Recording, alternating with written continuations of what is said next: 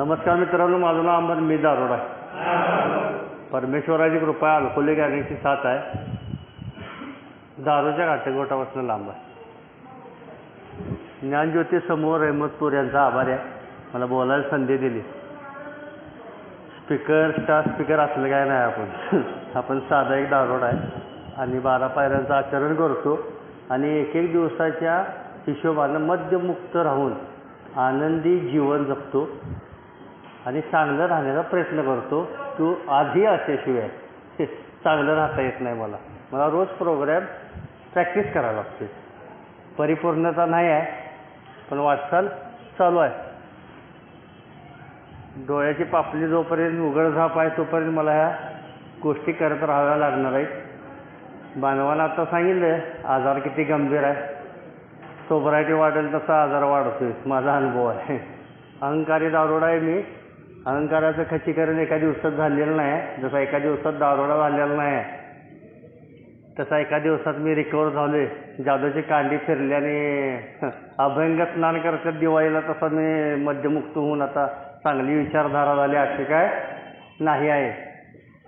मला माझा initial sponsor किंवा माझा मधला बांधव म्हणते की स्पीकर म्हणून जरी उभारलास का नाही तर तुला तुझा दोष सांगता येतो काय बघ, तर ते स्पीकर म्हणून तुझा काहीतरी उपयोग होणार आहे.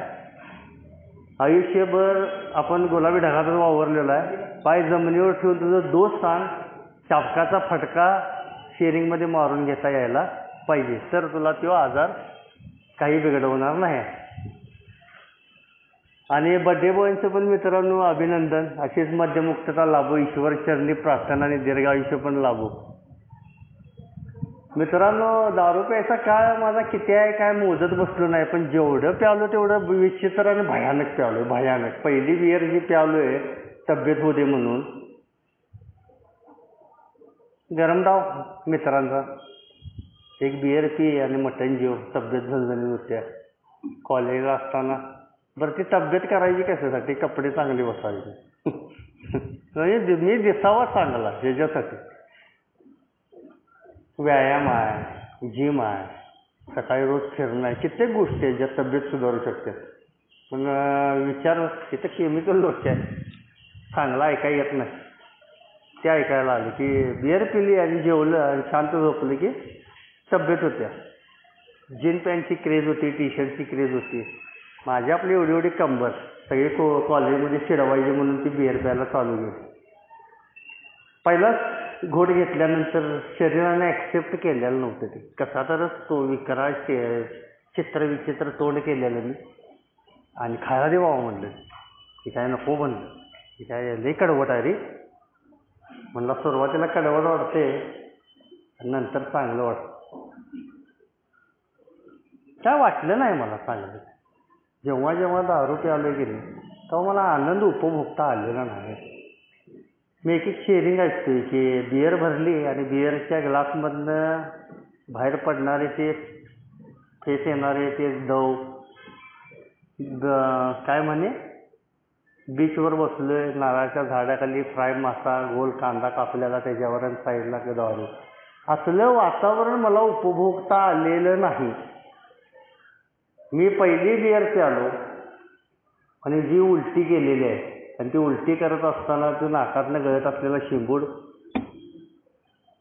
ते शेंगदाणे, ते सिगरेट ओढल्याचा भपकारा आणि घरात गेल्यानंतर मार खाणार ही एक प्रचंड भीती त्या सिच्युएशनवर. असं काम माझं झालं. म्हणजे पहिली बियर जी प्यालो का नाही ती भीतीदायक आणि अस्वस्थच होती. आणि शेवटची हातबट्टी बायकोचं पायातलं पैंजण 2200 रुपयाचं 30 रुपयाला विकून प्यालो. तिथपर्यंतचा जेवढा माझा काळ आहे त्या काळात प्रत्येक वेळी दारूनं मला चोपूनच काढलाय. चोपूनच. मी कित्येक वर्ष प्रयत्न केलाय की एक क्वार्टर विथ थम्सअप, 2 साईज आणि एक फ्राय मटन ताट. मला आजही शेवट दारू थांबली माझी 14 डिसेंबर 2014 झाली. जमलं नाही. कायम तिनं फटकाच दिला, कायम तिनं मला दगाच दिलेला आहे. मोबाईल घालवत ठेव, पोराबाळांच्या शपथा खाऊन कुणाकडनं तर पैसे गोळा कर, घरातल्यांना भावनिक भावनिक आश्वासनं दे, उद्यापासून करतो, परवापासून करतो, ठरवापासून करतो. त्या बायकोला इमोशनल ब्लॅकमेलच कर, असंच होते मला, तसंच होते, ह्यावंच होते, मला साथच कोणाची नाही, तू पण का साथ सोडते घरातल्या. मला माझा हेतू साध्य करण्यासाठी आहे की नाही, मी किती रोलमधनं जात असतो की नाही. एखादा ॲक्टर जमल खरं मी जमत नाही.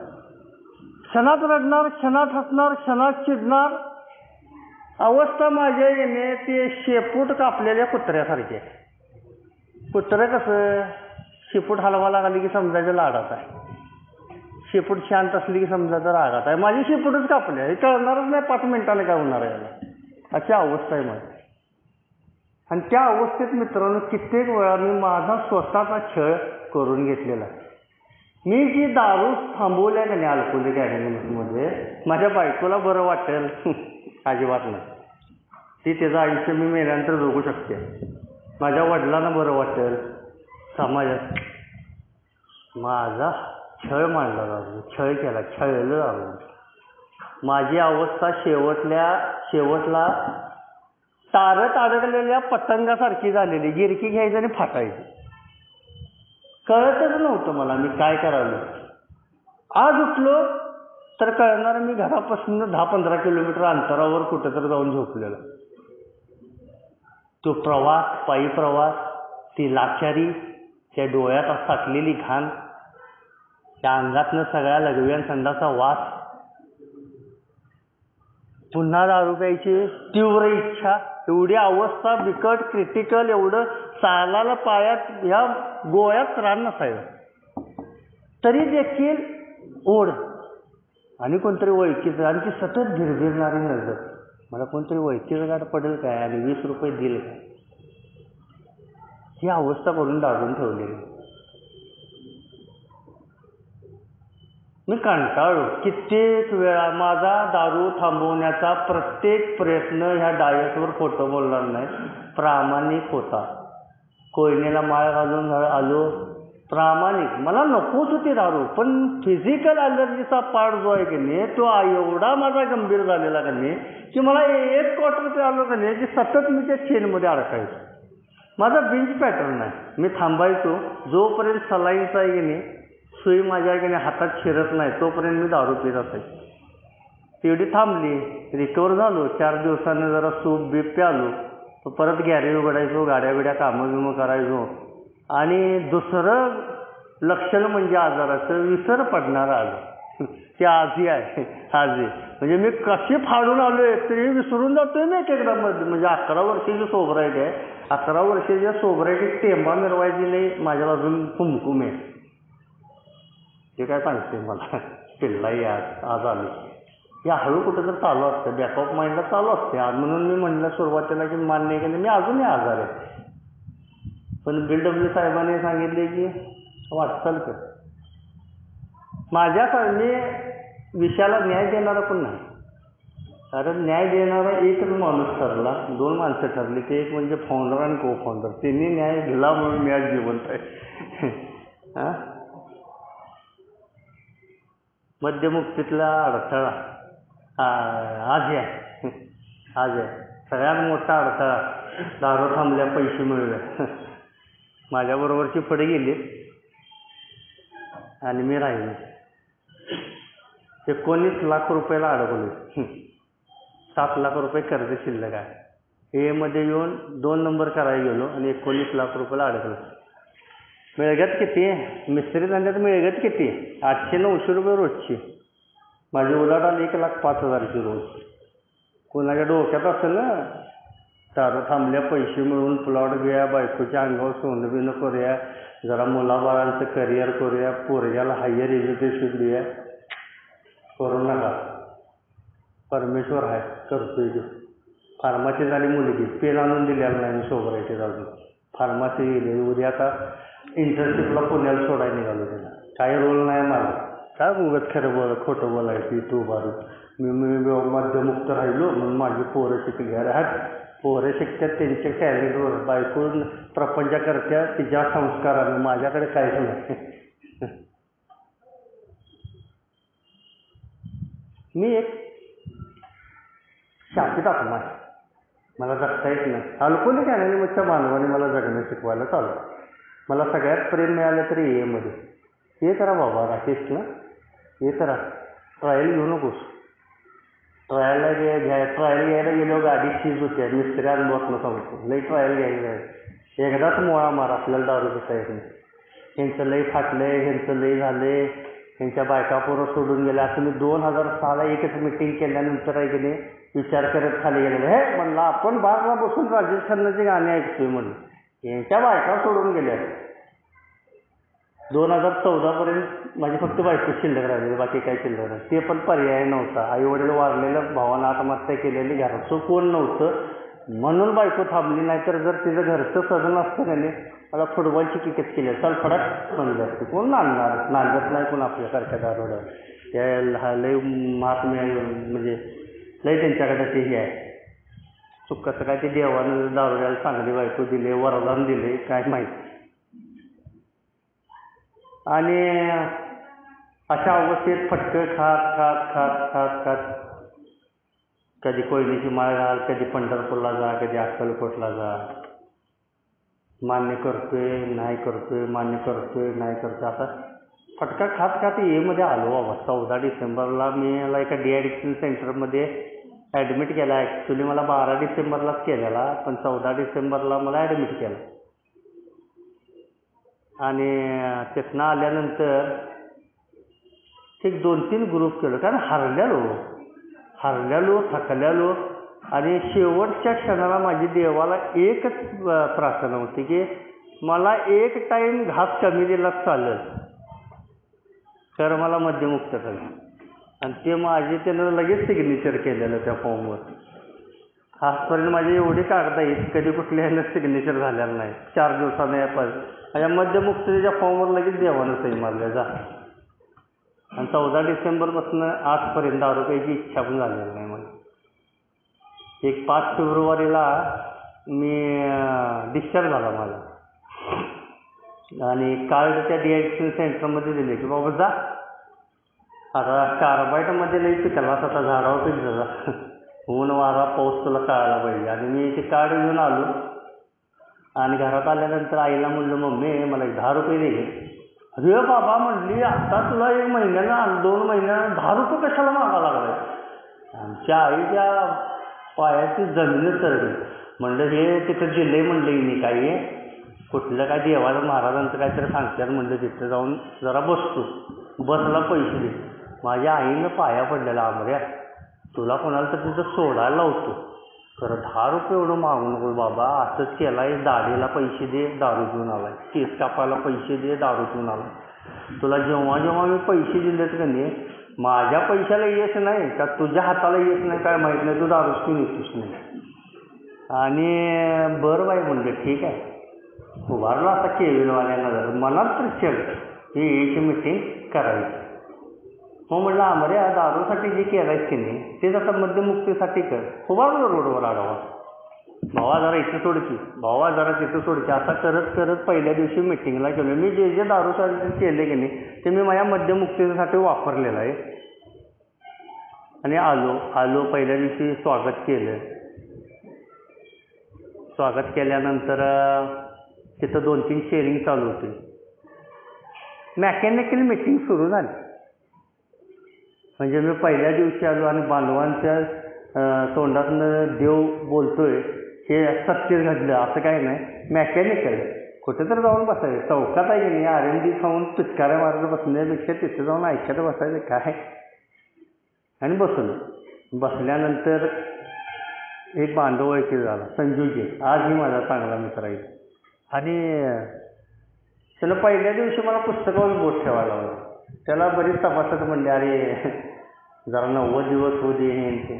तर तो मला पटल्याला बांधला, कारण ते जरा फुडगून होतं माझ्यासारखं. आणि म्हणले करणार सरळ ये मग करणार काय म्हणजे जरा माझ्याच फेलोशिपमध्ये आहे असं काय नाही, प्रत्येक फेलोशिपमध्ये आहे. मतभेद जरा थोडेफार असतात. त्या मतभेदाचं आहे की नाही त्याला सगळीजण हे करत होते, ह्याला काय त्याला काय, ह्यो कॅटमधला सुट्टा फेजर आहे, अमुक आहे तमुक आहे, ह्याचं काय लग्न नाही काय नाही, आपल्याला प्रपंच. आणि मी म्हणजे उलट्या खोपडीला जातो, ज्याला लोक नावं ठेवतात त्याच्यावर दुसरी करायची. आणि मी केली. आणि त्यानं पहिलाच बिग बुक ठेवला. मला वाच. म्हणलं मला प्रस्तावना वाचता येत नाही, प्रियांबल वाचता येत नाही, बिग बुक का वाचता येत नाही, म्हणून प्रस्तावना आणि प्रियांबल वाचायला येण्यासाठी बिग बुक वाच. तो काय सांगाल ते उलटंच सांगायचं. आणि पहिल्या दिवशी मला त्यानं त्यावेळेस मला असते काय ते 14 का 3 वर्ष झालेले, आणि त्यावेळेस त्यानं बिग बुक. आणि मी ते रात्री 2 वाजेपर्यंत आम्ही बस स्टॉपवर बसून नाही गेले वाचलेला. म्हणला कळालं? म्हणलं कळालं की. मला अजून नाही कळालं. म्हणलं आता तुला कळालं नाही ना, मग उद्यापासून तू मला सांग कशा पद्धतीने. मी अजून वाचते काय कळलं. तुला एका दिवसात कळाले म्हणलं, आता तू माझं रिव्हिजन घे. नाही ना म्हणजे एका दिवसात ती काय 4 वर्ष झक मारली. म्हणलं आपण एका दिवसात टॅलेंट लिहिलं, आपण सांगू. हा म्हणलं सांग, प्रस्तावना त्यात काय लिहिले, पहिल्या आवृत्तीत काय लिहिले, दुसऱ्या आवृत्तीत काय लिहिले. माझं आला लागलं तसं फक्त बड्या मारणार आहे मी. म्हणलं नाही हो, ते काय लक्षात नाही. ठीक आहे आलं मी वाच. असं करत करत ते सुरुवात झालं. मला कंटाळा द्यायला लागला तो जायला. म्हणलं यो काय रोज उठतो आणि टोपाच्या गोळ्यापासून मानतो की. म्हणलं याला काय, मला कसं शेअरिंग ऐकायचं, निघून जायचं घरला. सुपर मिटिंग काय नाही. आपलं आपलं यायचं, बसायचं, जायचं आणि आपलं उद्योगाला लागायचं. ह्यासने काय आहे. आणि माझं पहिलं म्हणजे जगाकडे बघण्याचा दृष्टिकोन काय, सगळ्यांचं चांगलं झालं. मला मध्ये काय सांगितलं माहिती आहे, तुझं चांगलं होणार. म्हणजे आलेल्या नवागताला म्हणतात की तुझी दारू थांबली की नाही चांगलं. मी तुझा शब्दशः अर्थ कसा घ्यायचा माहिती आहे, चांगलं होणार म्हणजे आपण गळ्यात 10 तोळ्याचे लॉकेट घालून येणार. तसं चांगलं होत नाही. माझी तब्येत चांगली होत्या, माझं नियमित वेळेवर झोपणं होतं, वेळेवर उठणं होतं, माझी सकाळ चांगली होत्या, मला काम करायला जो मरगळ आलेली असते तो उत्साह येतोय. मी एक गाडी रिपेअर करून कंटाळत होतो पण 4 गाड्या करायची देव ताकद देतोय मला. देव करणार काय, मध्यमुक्तीपासून लांब ठेवणार आहे. बाकीचा देवाचा काही रोल नाही. नाहीतर माझ्यासारखा दारोडा काय करतोय, दक्षिणा पेटीत 8 आणे टाकतो आणि ₹1,00,000 देऊन देवाला. असली काही कृपा होत नाही देवा. मला माझं उत्स्फूर्त ज्ञान प्राप्त होतं, मानवाबद्दल आस्था निर्माण, जे आश्वासनं दिलं तेच देव का रोल करतो. माझं खाणं पिणं, माझ्या शरीराच्या ज्या ज्या काही सगळ्या बिघडलेल्या यंत्रणा नाही त्या सगळ्या तेव्हा चांगला होतं. आणि तिथनं सुरू झाला मित्रांनो प्रवास. आणि सुरुवातीच त्यानं सांगितलं की बाबा 2 वर्ष तू स्वतःला वेळ दे आणि कुठं जाऊ नकोस. मी प्रत्येक 26 फेब्रुवारीला तिरुपतीला जायचो. आणि मी न सांगता ये बांधवाला गेलो की तिरुपतीला गेलो, दर्शन घेतलं, खाली आलो. ती माझे मित्र कॉलेजमधली होती, ती बिअर काढून बसली, तीच बसली. मला म्हणजे तू घेणारच का नाही. नाही रे बाबा म्हणलं आपल्याला दारू नाही चालत. तोपर्यंत माझं काहीतरी 4-5 महिने झालेले म्हणजे दारू नाही चालत. त्यांनी पण मला काय फोर्स केलं नाही, कारण तिनं माझं बघितलेलं. त्यांना भीती हे आलं तर ह्याला रेल्वेतनं कोण आणायचा नाही. म्हणजे काही लोकांनी मला का पाजलेलं नाही की ह्याला सांभाळायला लागलं. आणि ह्याला सांभाळणं म्हणजे ब्रह्मराक्षसाला सांभाळण्यासारखं. ह्याला आवडता नाही. एकदा पीर मसोदीतनं सुटला ह्यो परत काय बसणार नाही. म्हणून ह्या पोटी पण मला मित्रांनी बऱ्याच ऑफर मला हवी गेलं. आणि आलो आणि म्हणला काय केलं तिरुपतीला. हे म्हणलं काय दर्शन झालं राव. VIP आला आणि मी आलो. आणि VIP आणि मी आल्यानंतर दर्शनाची रांग थांबली आणि अगदी डोळं भरून आहे की नाही दर्शन घेतलं. मग बरं झालं म्हणला, जा म्हणला तिरुपतीला. आणि खाली आल्यावर काय केलं म्हणजे काय नाही, माझा मित्र आहे की नाही त्या बारमध्ये बसलेले आणि पीठ बसलेली. म्हणलं तू, म्हणलं आपण हे मेंबर आहे, आपल्याला दारू चालते, आपण नाही द्यायची. होय कशी पीठ बसलेली. म्हणलं काय नाही हो, भारी होतं राव. लाकडाचं वंड होतं, वाळू होती, त्याच्यावर ते ग्लास अंतरलेले, ते बियर, ते स्नॅक्स. म्हणलं ह्याच्यासाठी जायचं नाही. म्हणलं हे पहिला तुला मोहित करतं नंतर दारू प्यायला लागते. तुझ्या डोक्यात कॅप्चर झालं ना ती वाळू, लाकडाचं वंड, हीच स्लीप आहे. तू पिणार नंतर तुला हे पहिलं वातावरण हे करतं. आणि मग नाही गेलो राव, नाकावर वळलेला नाही. मी सुरुवातीचे 2 वर्ष आहे ना मित्रांनो बांधव सांगतील तसं करतोय. आणि हल्ली 1.5 वर्ष झालं बांधव सांगतोय तसं करतोय. कारण मधल्या ब्लॉकमध्ये मी फटका खाल्लाय परत. मी 3 पत्त्याचा क्लब लावत होतो. मी दिवसभर मिटिंग करायचो. BLW साहेबांनी नैतिक अनैतिक आध्यात्मिक काय काय गोष्टी सांगितल्या सगळं डायटवर सांगायचो. आणि रात्री 9:30ला 3 पत्तीच्या क्लबमध्ये जाऊन माझ्या जॉईंट चार्लीचं वर्कशॉप आहे तिथं माझ्यापाशी मटक्याचा चार्ट आला. रोजच्या प्रतिबिंबपाशी ओपन कायला बघायचं. दुपारी मी बिलबुक वाचायचो. तिथं अंदाज कुणाकुणाचं काय. मित्रांनी फोन लावून मध्यमुक्तीसाठी हा बांधव काय करायला आहे, तो बांधव काय करायला आहे, ह्या फोनची जागा चिप्सरांनी घेतली. की आज ओपन काय होणार आहे, क्लोज काय होणार आहे, किती घरं अडकवायची, किती. जिथं मित्रांनो मी किती बॉक्स टाकायला नाही हात थरथरायचं तिथं मी 1,05,000 रुपयाचा खेळ टाकायला लागलो. सगळं उलट. भयानक आहे नाही, भयानक आहे.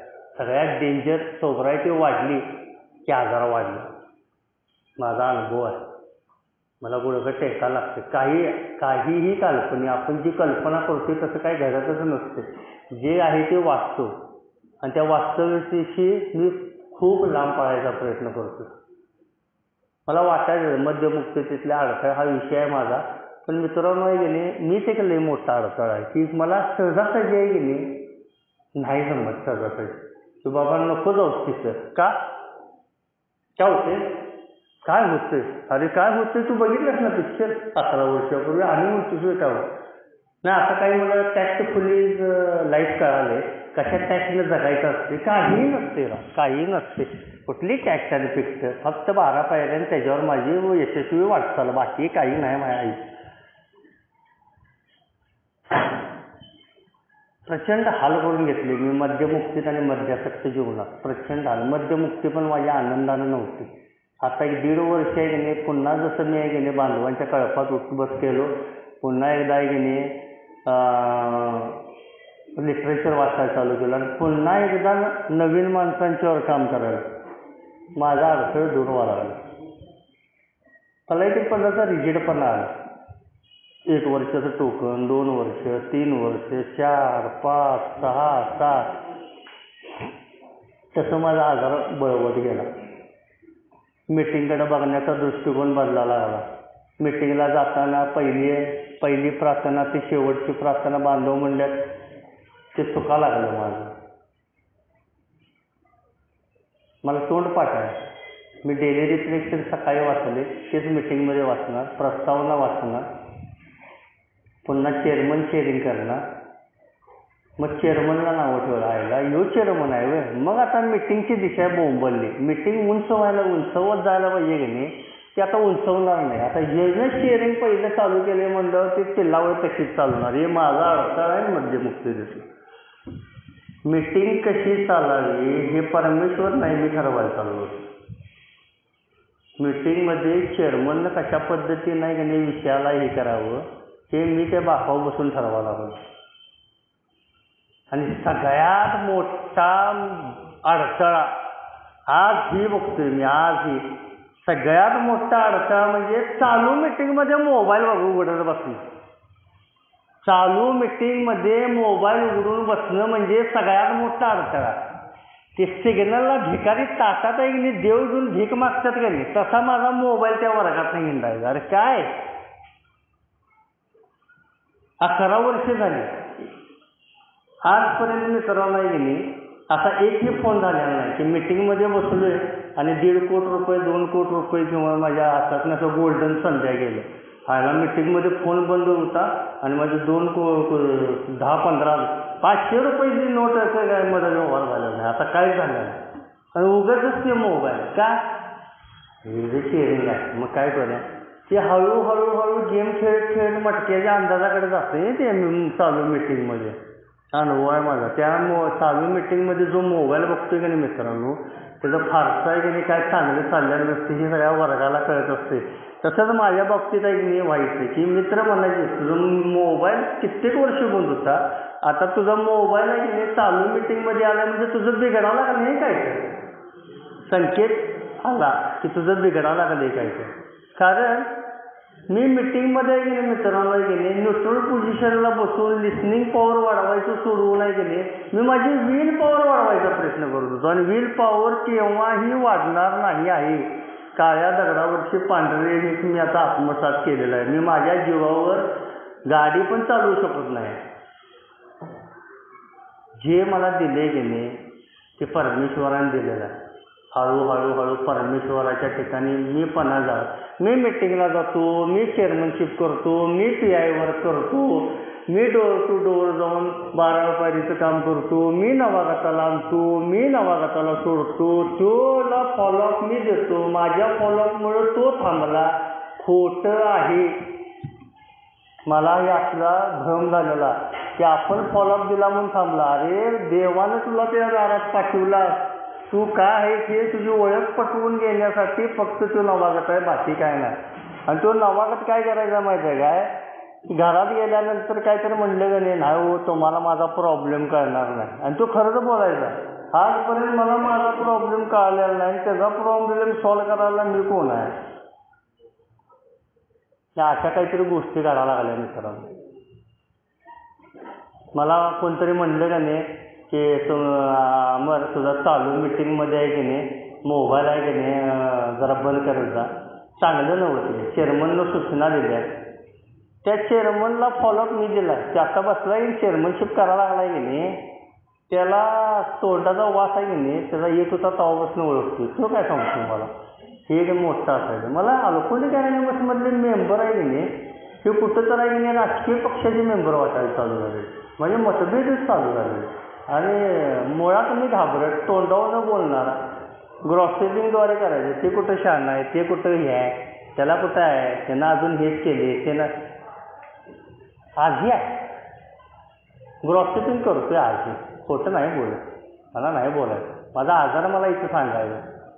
मला मध्यमुक्ततेतला अडथळा सांगायचा जेणेकरून वर्गावर काय इफेक्ट होईल हा भाग वेगळा आहे. नवागताला काय आशा मिळेल हा भाग वेगळा आहे. पण सुरुवातीला मला माझं आयुष्य क्लिअर करायचं हो. मी इथं लोकांचं आयुष्य सुधारायला आलेलं आहे. मला माझं आयुष्य सुधारायचं आहे. आणि माझ्या आयुष्यात काय अडथळा आहे, काय माझा कॅरेक्टर डिफेक्ट्स आहे हे मला शोधून बांधवांना जाहीर करायचं आहे निसंकोचपणे की जेणेकरून बाहेर सुटल्यानंतर निदान राजाभाऊ म्हणतील की अमर तुझ्या शेअरिंगमध्ये असाच एक आलेला आहे तेवढं जरा दुरुस्ती करतोस काय. कारण परमेश्वराला कबुली द्यायचा मी काम करतोय. शिकेर म्हणजे उंच उंच झाडांना क्षितिजाची ओढ असते, चाकोर पक्षाला पावसाची ओढ असते, पसरलेल्या ढगाळ वातावरणात एखादा तारा चमकावा तशी माझ्या आयुष्यात चमकलेले असे बोलणारे नाही. खोटा बोलतोय म्हणायचे मी अजूनही दळींदर आहे, अजूनही दळबदर आहे. तो खरा ये नंबर मला जगता येत नाही. माझं जीवन परमेश्वराच्या स्वाधीन करायला आजही माझं कुठं तर कमी पडतं. माझी अजून ही अवस्था आहे की नाही मित्रांनो 6व्या पायरीतल्या बाल्यावस्था आणि प्रौढावस्थामधल्या असणाऱ्या माणसागत आहे. 11 वर्षाची सोबरायटी आहे. प्रौढावस्था यायला पाहिजे. मी घरात भाजी जरी घेऊन दिली की नाही तरी म्हणतोय भरीत करा संध्याकाळी. मोठं वांग आणले मला भरीतले आवडते. वडीलधारा मुस्तेली असा करत नाही. भाजी ठेवतो आणि निघून जातो कामाला आणि संध्याकाळी ताटात काही येईल ते खातो आणि रिकाम होतो. तसं मला मध्ये वडीलधारा मुस्तेली म्हणून घ्यायचं आहे कसं की सगळ्या जबाबदारीतनं मी पार पडल्यानंतर आता जे नवागत काम करणार आहेत त्यांनी समूहाच्या बाबतीत इंटरग्रुपच्या बाबतीत ते त्यांना करू द्या ना. त्यांची पद्धत वेगळी आहे, माझी पद्धत वेगळी आहे. मला PI वर्कला जेवढं काम मिळालं मी डिॲडिक्शन सेंटरला गेलेलो आहे. सगळ्या पॅम्पलेट छापलेले आहेत, डे विजन केलेला आहे, पुन्हा जनजागरण केलेलं आहे. माझ्या कपॅसिटी माझ्या ताकदीप्रमाणे देवाने दिलेल्या माझ्या जेवढी बुद्धी क्षमता आहे त्याच्याप्रमाणे मी काम केलेलं आहे. तसंच काम माझ्या बांधवाने करायला पाहिजे. अरे त्याचं आयुष्य वेगळं आहे, त्याच्या आयुष्याचा मध्यपाठ वेगळा आहे, तुझा वेगळा आहे, तुझं रिकवर्ड आहे किंवा रिकव्हरीसाठी करत असलेला एक प्रयत्न आहे. तू त्याला कशा पद्धतीनं जायचं आहे हे न सांगण्यापेक्षा त्यानं काय करायचं आहे हे सांगायला मला अहंकार वाढतो. मध्यमुक्ततेमध्ये सगळ्यात मोठा अहंकार आहे. मला ऐकता येत नाही. मी ऐकून घेण्याचा प्रयत्न करतो. मी ज्यावेळी फटका खाल्ला का नाही, माझ्या आयुष्यात काही नव्हतं, स्मूथ आयुष्य होतं. 4-5 वर्ष बांधव जसे सांगतील की नाही तसं ऐकत होतो. मस्त चाललेलं. दिवसभर काम करायचो, संध्याकाळी आहे त्या ड्रेसवर, माझा काळा ड्रेस असतो सगळा, काळ्या ड्रेसवर मी जाऊन मिटिंगला जाऊन बसायचं. काय संबंध आपल्या ड्रेसचा आणि ह्याचा. मी हळूहळू नंतर फ्रेश होऊन जरा फ्रेश होतो आणि मग ओल्ड टाईमवर झालो ना, फ्रेश व्हायला पाहिजे. अरे का रे आता कपडे बिपडे घालून, अरे हे आकर्षणाचा भाग व्हायला नको. आकर्षण नवागत काय म्हणजे आलं, कसलं मळ काय आलं, अजून बी पिऊन आलो आहे, नको असं वाटायला नको, अप टू डेट झालं पाहिजे. अरे वय की तुझ्या चेहऱ्यावर नवागत ओळखतोय, तू कामावरनं आलाय का दारू पिऊन आलाय, तिथं काय ते जायला ते दूध पिऊन आले. समर्थनाचा आजार, जसा जशी सोब्रायटी वाढेल तसं समर्थनाचा आजार. आज मिटिंग राहू दे, का रे बाबा जरा शरीर थकले, दिवसभर गाड्या काम करून नाही की नाही कंटाळा आलाय, शरीर थकल्यावर नसते. मला ते एक विचार असतो, चेअरमन आहे आपल्याला शेअरिंग देणार नाही, त्याच्या मिटिंगला आपल्याला कधी शेअरिंग मिळत नाही, कशाला जावं, म्हणजे इथं पण मला पुढारीपणा करायला. मग कोणतरी म्हणलं की काय येत नाही मिटिंगला, अरे ते हेंगाडा मरला, त्याचा काय उपयोग नाही, ते उगाचच काय तर आहे की नाही सांगता जनरल शेअरिंग. अरे लिटरेचर मिटिंग, आपण लिटरेचर मिटिंगला बसतो, जनरल शेअरिंगच्या मिटिंगला बसत नाही. हे माझ्यात आणि ह्याच्यात मानवाच्या सवाल, म्हणजे तिची जरी बुद्धिमत्ता घाण नसली गेली त्यात घाण टाकायचं काम पण मी करत असतो. एखादा मानव आहे गेले सरळ वनवे मार्गाने निघाल्यावर कशाला निघाले, काय काय क्वालिटी, नुसती क्वांटिटी ऑफ सोबरायटी आहे, क्वालिटी ऑफ काय सोबरायटी, क्वालिटी ऑफ सोबरायटी बघायचं असेल माझ्याबरोबर, भेद जाणण्याचे ज्ञान दे, भेद करायचं नाही. काय राव काय चाललं, फटका बसणार का नाही. आलो की आंध्रभट्ट्यात, आंध्रभट्ट्यात आल्यानंतर कळालं की मी काय केलं, दारू नाही प्यालो मी, कर्जात 13 लाख रुपये कर्ज केलं मटका खेळून, खरं दारू प्यालो नाही. हीच परत छाती गरबण, अरे मूर्ख आहेस तू, पोरगीच्या लग्नाचं जावं येईल मला पुढच्या 2 वर्षात, पोरगीच्या लग्नाचं तुझ्या म्हातारपणाचं आणि बायकोच्या काहीतरी इच्छा होत्या इकडे फिरायचं तिकडे फिरायचं, ते सगळे पैसे धुळीला मिळवून तू म्हणायला लागला मी दारू पिल्यानं नाही. मी एवढं केलो बघा, एवढं कर्जातनं गेलो बघा, खरं दारू पिल्यानं नाही. अहंकारानं सांगायचं. देवानं सोन्यासारखं आयुष्य दिलेलं आहे, 4 पैसे तुझ्या भावी आयुष्यासाठी कुठं तर उभा केलेले, ते सगळे घालवून बसलो. 1 एकर रान विकले मी, परवाच कागद केला, आणि ते 1 एकराचे पैसे कुठे गेले, सगळे मटक्याच्या मुक्तीवाल्याला गेलेले आहेत. ही माझी सोबत आहे. लागलो रडायला, लागलो रडायला. आता त्या बेंचवर आहे की अमरचे 11 वर्ष सोबर व्यक्ती बसलेला आहे, पण तो नवागताच्याहून दुर्दैवी आहे. मला त्या बेंचवर बसून वाटणार, माझं मन लागणार. एखाद्या बांधवाने केलेल्या प्रगतीचा जर ते तो अनुभव कथन करावा लागला तर मला चैन पडणार. सतत पश्चाताप आणि चिंता. पुन्हा एकदा अल्कोहोलिक अनोनिमसमध्ये येऊन दारू जरी थांबली असली तर पुन्हा एकदा चिंता आणि पश्चाताप की मी काय केलं, माझ्या बायकापोरांचा यांनी पैसे सगळं धुळीत मिळवलं. आर्थिकतेशी निगडीत अल्कोहोलिक अनोनिमस नाही आहे, पण कुठं तर हाय राहते, पैशात लई ताकद आहे, पैशात हाय ताकद. मी काय, माझा हेतू प्रामाणिक होता की घरातल्या स्नेह काहीतरी चांगलं, काहीतरी सुख सुविधा करे, हेतू चांगला आहे, मार्ग चुकला माझा. गाड्या रिपेअर करून मी आजपर्यंत ते पैसे भागवलेले आहे, मग तेच मी गाड्या रिपेअर करून जर साठवले असते तर मी झालो असते की व्यवस्थित. एवढं साधं समीकरण करायला मला पुन्हा एकदा 12 पायऱ्यांचा कार्यक्रम घ्यायला लागला. मद्यमुक्तता मित्रांनो, माझ्या मते तर माझा अनुभव आहे, साधी सोपी नाही आहे, लय डेंजर आहे मद्यमुक्तता. पण जर मी 12 पायऱ्या घेऊन तिच्याशी लढलो तर सगळ्यात सोपं. 12 पायऱ्याचा कार्यक्रम घ्यायलाच लागतो. मी म्हणलो काय मार्गदर्शक आजही घेतलेला नाही, मार्गदर्शक कन्सेप्ट आजही पटत नाही, प्रामाणिकपणे सांगतो. त्याला कशाला सांगायचं, काय गरज आहे त्याला? तो कुठं एवढा ब्रिलियंट आहे तेव्हा तो माझ्या आयुष्याचा आहे की नाही लेखाजोखा करून मला योग्य मार्गावर लागला. मार्गदर्शक घ्यायला लागतो, 12 पायऱ्या घ्यायला लागतो. कितीही मोठं डायट असलं तर माझी चूक कबुली द्यायला लागते, नुकसान भरपाई करायला लागते. सोबरायटीत मित्रांनो पाठ 5ला कोण गेले, पाठ 5ला घरला कित्येक चौकात प्रमोद मी रडलेला आहे कोल्हापूर सोबरायटी. 60-70 हजार उधारात गेलेला असायचं आणि त्या 3 बत्ती असते की नाही, जास्त 3 बत्ती असते त्यात गाडी लावायची आणि रडायची आणि विचार करायचा आहे ए मेंबर झोपले असते. माझ्याबरोबरचे ए मेंबर प्रोग्राम फॉलो करून किती सुखी आयुष्य झाल्या. असं ठुंकल्यासारखं व्हायचं मला की काय केला थांबरे, एवढा सुंदर प्रोग्राम असताना तू सोबरायटीच्या 8व्या वर्षात कसा काय खाल्लास.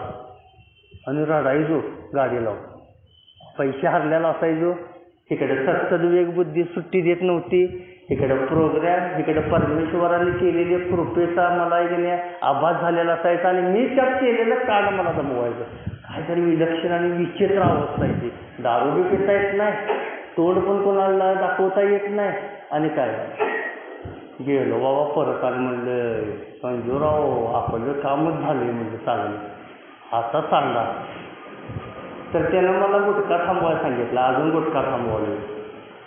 सोबरायटी जेवढी ताजी जेवढी नवीन तेव्हाच आर मारा लागते, तेव्हाच मोळा मारा. एकदा जुनी वाला लागली की मोळा बसत नाही, उपसूनच निघतोय मोळा. जेव्हा नवीन आहे की नाही तेव्हाच गुच्छी द्यायला लागते, नाही तर काय उपयोग नाही. जसं जसं जुनं झालं की नाही कामाचा व्याप पडतोय, प्रायोरिटी बदलत जातात, हळूहळू शरीर थकायला चालू होते, वय करायला लागते. जो उत्साह पहिली मिटिंग करण्यात असतो तो उत्साह आत्ताच्या मिटिंगमध्ये करण्यात नसतो. अशा काहीतरी बऱ्याच इश्यू व्हायला चालू होतं.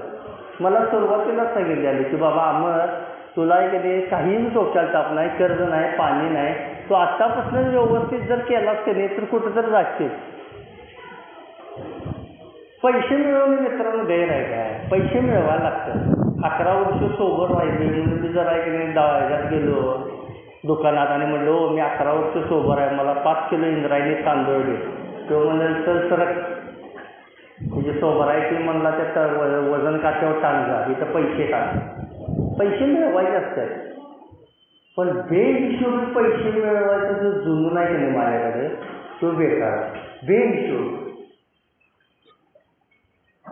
आत्ता साधं सोपं सांगतो, माझ्याकडे सायकल नव्हती, आता मी आलटोत आलोय काय तर येणाऱ्या रोडवर ते खड्डं बघून माझ्या डोक्यात काय चालू आहे, व्हील बेस बारका आहे ना या गाडीचा, जरा व्हील बेस मोठा असलेली गाडी म्हणजे आपल्याला एखादी कम्फर्टेबल ड्रायव्हिंग करत आहे असं होत राहतंय.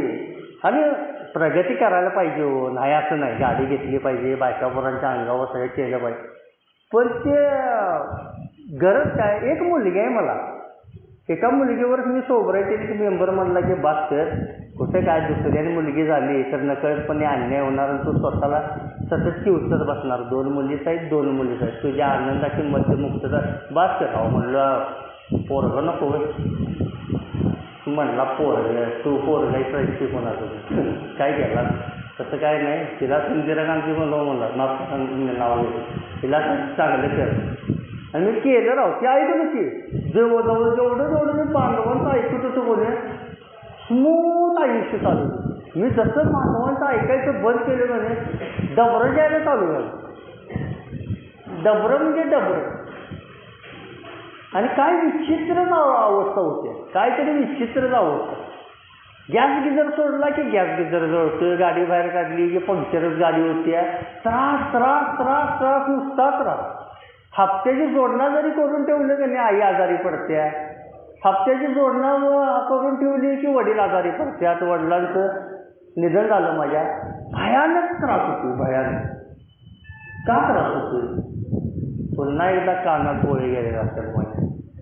मी बांधवांना नावं ठेवायला होतो, जे बांधव मायासाठी परमेश्वर होते ते बांधव मायासाठी आहे की नाही आखाड्याच्या मैदानाला एक मल्ल झालेला असतो, त्याच्यावर युद्ध कधी करते. मतभेदावरून मतभेद व्हावा हो, पण मनभेद होता कामा नये. मनभेद व्हावा लागला त्याला याने दारूच पिणार. अल्कोहोलिक अनोनिमसच्या एक चांगल्या मेंबरनं असा मनात विचार आणणं योग्य आहे का मित्रांनो? त्याला दारू शिकवते असतो. अरे ह्याच्या आयुष्यात दारू न यासाठी तुला प्रयत्न करायचा रे, तूच म्हणा लागलाय ते नाही फडफडा लागले, याला दारू शिकवते असतो. नाही विचार करायचा तो, अयोग्य विचार. म्हणजे तू ज्या मरणी आपला भोगला आहेस त्या तू त्याला भोगायला लावायस का? त्याला होऊन यासाठी तुझा प्रयत्न करावा लागला. आणि मी गुडघे टेकल्यानंतर मी पुन्हा आजही आत्ताही एक दिवसाचा सोबर मेंबर मला सांगू दे. मला 2 दिवसाच्या सोबर व्यक्तीने सांगितलं, अमरकी एक बोलू काय? म्हणलं का हो, तुम्ही ताबा घ्यायचा प्रयत्न लई करताय. क्लिक झाले आणि मी अभ्यास करायला लागलो. तर होय, मी ताबा घ्यायचा प्रयत्न करतो. मी अल्कोहोलिक अनोनिमसच्या मीटिंगमध्ये जसा आहे ना मित्रांनो, तसाच घरात वागायला चालू करतो. आक्रमक, सतत प्रश्न विचारणारा, सतत माझ्या कायद्याने हे करणारा. मीटिंगचा दरवाजा बंद आहे, मीटिंगला कुलूप आहे. 7:30ची मीटिंग, 7:30 झाले. काहीतरी प्रयत्न करून उघडाई आहे, हा कल असला पाहिजे ना माझा. हे या मीटिंगचा चेअरमन कोण आहे रे? अरे काय 7:30 5:30 वाजले राव, अजून मीटिंग उघडलेलं नाही. नवागतांचं नुकसान होईल की. तो प्याला गेला तर नवागत किती हुशार असते मला माहीत नाही. नवागत मला प्यायला होईल असं असते जर नाही, नवागतांचं नुकसान होईल म्हणून त्याच्यावर जाळ काढत होता. काही उपयोग झाला नाही. अस्वस्थ, अधीरपणा, अनिश्चितपणा सगळं माझ्या वाट्याला आलं. 7:30 पावणे 8 वर्षानं मी गुडघं टेकलं आणि पुन्हा एकदा बांधव म्हणा लागलो. पुन्हा एकदा पहिल्यापासून शेअरिंग ऐकायला लागलो. आज मला 4 ते 5 शेअरिंग होत्या. 4 ते 5 शेअरिंगवर किती मिनिट कुठला सभासद काय बोलला एवढा ऐकतो. स्वतःची अक्कल पुन्हा एकदा बंद केली. देवाच्या कृपेनं दारू प्यायला नाही, पण हारलोय परत एकदा हारलोय. आणि ती हार कुठं तर सातत्याने मिटिंग केल्यात, कुठं तर क्वचित 4 शब्द ऐकले म्हणून टिकलो. जर ते 400 शब्द ऐकलं असतं तर काय झालं असतं? माझ्यात आयुष्यात क्रांती घडली असते, माझ्यात चांगला बदल झाला असता. स्वतःचं समर्थन, लोकाला नावं ठेवणे यात माझा वेळ वाया गेलेला आहे. स्वतःला शाने समणे, सतत हुक टाकणे. मी नडलो की बाहेर कोण पैसे देत नाहीत, मग MMRसनी गणित घालायचं. जे की देतो हे देतो आणि ते द्यायचं हो, केलं कुठं तर द्यायचं. मग मला म्हणायचं की मेंबर म्हणच्याकडनं पैसे कशाला घेतोस तुम्ही तर म्हणताय जुने मित्र टाळा. आता जुने मित्र टाळलेत, मग आता पैसे देणार कोण? मग आता हे नवीन मित्र घेणार. मग मी करू काय? जुन्या मित्रांचं जर गेलो तर मला दारू प्यायला लागतं. असं चित्र विचित्र ज्यानं मला प्रश्न विचारले की नाही त्यालाच कोड्यात टाकायला. काही उपयोग होत नाही मित्रांनो. माझा अनुभव सांगतोय. गप अध्यात्माचा शिशुवर्ग अरुण वसई तो सांगतोय की अध्यात्माचा शिशुवर्ग आहे. त्या शिशुवर्गात फक्त नाक गळू नये म्हणून पोरग शिंबड रुमाला बांधून बसलेला तसं बसायचं. तो काय म्हणतो ऐकायचं. कोणती क्रिया प्रतिक्रिया न देता आपल्याला कसं वागायचं आणि कसं वागायचं नाही याचं ज्ञान घ्यायचं आणि निघून जायचं. पुन्हा एकदा लिटरेचर वाचते. 6व्या पायरीपर्यंत आलेलं आहे. पुन्हा डेली रिफ्लेक्शन वाचवले. बायकोला तर मी सोबरायटीत इचक शिवी दिल्यावर रडल्या अक्षरशः. आज मी कसली घाण शिवी माहिती आहे काय? सोबरायटीत एका बांधव म्हणला, अरे अमर तुझं सहज बोलण्यात शिवी त्या तू कधी जर बायकोला शिवी देतो मग तुझं ऐकत बसू मी झाले की. अरे ऐकायला नको आहे. अहो ऐकायचं असते की, पण एक गोष्ट 20 वेळा सांगायला लागली की मग पेशंट म्हणून संपते ना हो. मग एकच बांधव 20 वेळा शेअरिंग तसंच आहे. ह्याचं काय शेअरिंग ऐकायचं आहे? ह्या तत्वाखाली ती शेअरिंग ऐकायचं बंद केलं. मी ऐकायचंच बंद केलं सगळ्यांचं. मी जसा अल्कोहोलिक ॲनॉनिमसमध्ये असतोय की नाही तसाच माझा आहे की नाही समाजात आणि माझा आहे की नाही ह्याच्यात. मला माझ्या घराण्यांची किंमत. आता परवा दिवशी आहे की नाही माझ्यात बदल सांगतो थोडक्यात सांगतो. आमची बायको तिरुपतीला गेलेली 4 दिवस. मी 4 दिवस रडलोय. कधी एकदा बाहेर जाईल असं माझं व्यक्तिमत्व होतं. येत असताना आईला जाऊ दे बाबा, हे आणा ते आणा, डिटर्जंट संपले, हे आले, ह्याच्या आईला दारू सोडल्यापासून चुन्याच्या कानीवरचा बैलच केला येणे मला. सारखा गोल गोल गोल फिरवतात. तुमची बहीणच अशी केली, तुमची आईच अशी केली, तुमचा हे आता काय सगळ्यांचं काय भेजत. अरे तू कोणतरी झालाय, तुझ्यात काहीतरी माणसं अपेक्षेने बघतात म्हणून त्या पोटी तुला सांगण्याचा प्रयत्न करतोय. तू त्यांचा तिरस्काराने नाक कामाला लागलायची. माझं बायको तिरुपतीला गेलं म्हणून नाही की नाही पोटात हाल होत्या, चड्डीपाण्यात कोण धुणार, आंघोळीला कोण काने दाखवणार, असल्यासाठी ना खरी किंमत काय यायला 4 दिवस गेली आहे. खरं मन गमना. आणि त्या बायकोला मी सोबरायटीत म्हणत होतो, मरजा की तुझी आई घालवाय की राव, थका मारली राव. तुझी लायकी आहे की तुझी लायकी दारुड्याची बायको होणं आहे. तुला नवऱ्यानं दारू थांबली आणि 4 माणसांच्या चांगली उडबोस करायला लागला ना तर तुला बघवत नाही. असल्या शब्दात मी बायकोला बोललेलो आहे. हे चांगल्या अल्कोहोलिक ॲनॉनिमसच्या मेंबरचं लक्षण नव्हतं बरं का. मी जे सांगायला लागलोय की नाही ते माझा दोष सांगलोय मित्रांनो. मला वरणच ऑर्डर आले, काहीतरी उगाच रंगीबेरंगी फुलपाखर उडवशील, काय असेल ते सांग, तुझं काय चालू आहे. मी कशा पद्धतीने बांधवाकडे बघतोय, मी कशा पद्धतीनं तर कुठं तर तुझ्या इथनं पुढचं जे आयुष्य उरलं की नाही त्यात कुठं तर तुला मध्यमुक्ततेत अडथळे मित्रांनो बरेच आहेत. सगळ्यात मोठा राग आहे, अहंकार आहे. पुन्हा एकदा 4थी पायरीतला आहे की नाही काढायला चालू आहे. अहंकार माझा सतत माझा पाठलाग करणारच आहे. पूर्णत्व शक्य नाही आहे पण वाटचाल मात्र करावी. आज लई नंबर मला आता येताना गाडीत विशाल काय सांगत होता. 12 दिवस सोबत राहायचं, लई काय सांगत होता. आम्हाला असं केलं बघा, तसं केलं बघा, तुम्ही आलासा म्हणून मी थांबलो. हे बाबा माझा तू थोडं तेवढं नाव घेऊ नको बाबा म्हणतो. देवानं थांबवले, तुम्ही आला म्हणून म्हणजे आणि मला फुगीव म्हणजे मी आणि लगेच टिप्पण वाढायला जातो तिकडं. मला काय नको आहे म्हटलं बा, मला ही जिंदगीच नको. मला आहे की नाही मित्रांनो जे अल्कोहोलिक ॲनॉनिमसला प्रेरित आहे की नाही ते आयुष्य झालं शांत. ताटात काय आहे खाणे, गप आपला हात पुसणे, ताट उचलून ठेवणे, टॉवेल मोळ्याला अडकून ठेवणे. पुस्तक वाचून कंटाळा आला तर शेअरिंग आहे की नाही, शेअरिंग वाचून कंटाळा आला किशोर कुमारची गाणी ऐकणे. बायकोच्या हातात पैसे देणे आणि पोरगी दिवसभर कॉलेजमध्ये काय घडामोडी झाल्या हे शांतपणे ऐकायला बस. आज मला आवडायला लागलं, माझ्या आईनं अशी ती माया करताना आवडायला लागल्या. आज माझे वडील निघून गेल्यात, मी रडतोय वडिलांसाठी. नाही उघड्या अंगावर मारलाय वडिलांना, मध्यमुक्ततेत मारलं. माझा वडील कमरं खाणं जीव गेलेला, माझी मध्यमुक्तता आहे त्याच्या अंगावर गेलेलो. कसली सोबरायची, असली सोबरायची. मद्याच्या पेल्यात बुडालेला मद्यपी प्रेमाला पुरका झालेला असतो. हे BLWने कितव्या पाण्यावर काढलेले सगळं तोंड पाहत वागतो काय हो, प्रेम देतोय काय आहे ना. BLW बॉब सगळं आहे.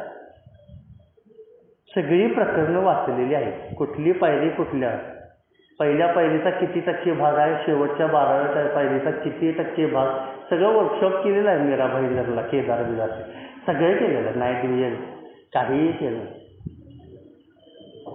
आता मित्रांनो माझी एक सवय आहे की आता हळूहळू करावी. मी सुरुवातीची प्रार्थना ती शेवटची प्रार्थना इथनं उठायचं नाही, एक देवाला हे करावं, बुद्धी द्यायला लागली की एकदा मीटिंग चालू झाली की नाही 10 वेळा आहे की नाही ते आता बोललो असतो कोल्हापुरी भाषेत की नाही ते लघवी बिगवी सगळं मोबाईल एकदाच आठवत उठायचं आणि ते असं करत ते बाहेर जायचं आणि परत आत यायचं. ते तसलं नाही करत, काही नसते. मला तर शेअरिंगचा कंटाळा आला असतो, मी बाहेर गेलो असतो.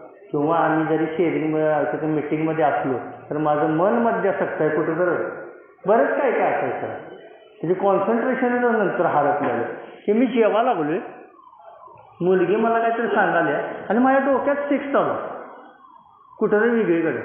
मी काम करायला लागलोय, गाडी खोलायला लागलोय, प्रॉब्लेम सॉल्व करायला लागलोय, क्रिटिकल प्रॉब्लेम आहे आणि तो प्रॉब्लेम सॉल्व करत करत करत त्याला पाना कुठल्या पद्धतीचं जोडून ते पार्ट खोलायचं आहे की नाही हे असं करावं लागलं. हे माझं करावं लागलं आणि डोक्यात अचानक विचार येते आयला गंगाविषयी धाव लागला जाऊन बसणार आहे टाकत्यान जाऊन धावा जाऊन बस.